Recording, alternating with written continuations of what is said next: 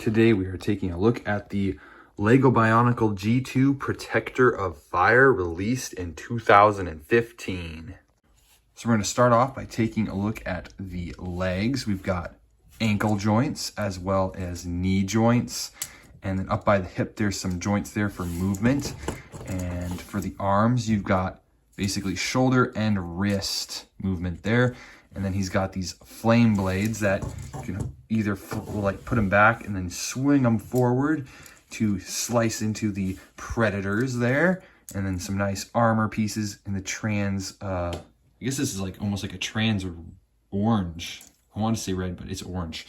And so that is some more little knee pieces there for armor. You can see there the bones and then the armor pieces. That's how the construction figures come together using the CCBS system.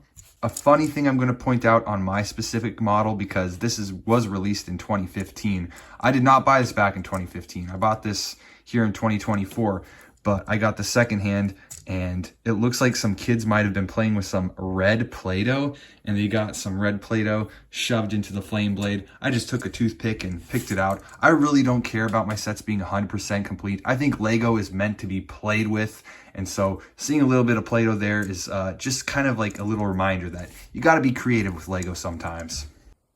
And so now we're taking you under the bed sheets to demonstrate the Gatling gun as one of the play features, just because I don't want the studs flying all over the place and then bouncing on the floor and then losing them. So there it is, rapid fire. You get 6 of them. They launch out pretty quickly. You just spin this dial here on the back and they fire out. Now I didn't lose my studs because they didn't bounce all over the floor. Now moving on to the head, they've got a really nice mask on there. Looks fantastic. The brain stem, or the brain, I'm not sure what this is. Brainstem, I'll just call it that. I think that's the official name, but I don't quite remember.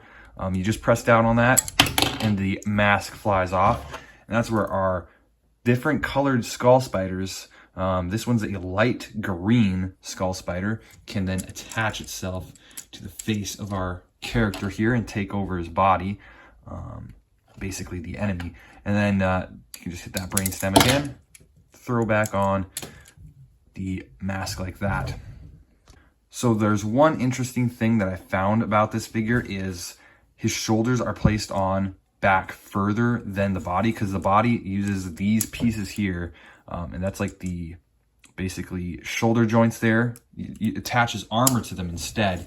And so this guy is a little bit back heavy, so when you try posing him, he is slightly back heavy and wants to topple backwards more. So you either have to bring his arms forward to counteract that weight, or put him in a pose where his legs are more spread out and lean him forward a little bit so that he doesn't topple over super easily. But yeah, you can get him into some good poses, some good play features there. But that was one thing. I guess maybe now he's too top heavy there, or forward heavy. But that was one thing I didn't, or that I noticed with the Protector of Ice. You can see how his shoulders are just straight attached, so when you get him to stand straight up, he is not back heavy, unlike this guy. But you can get these guys to pose pretty easily and not fall over. So overall, this guy is super cool, and I'm very glad I started collecting Bionicle. I don't think that this will be my last time collecting. I'm definitely going to be scouting out some deals, because Bionicle is honestly awesome, and these guys were really fun to put together, and they look great, honestly. They're just very cool. So yeah, that was the Protector of Ice. So yeah, that's all I've got to say about this guy. Have fun building Lego, and we'll see you guys next time.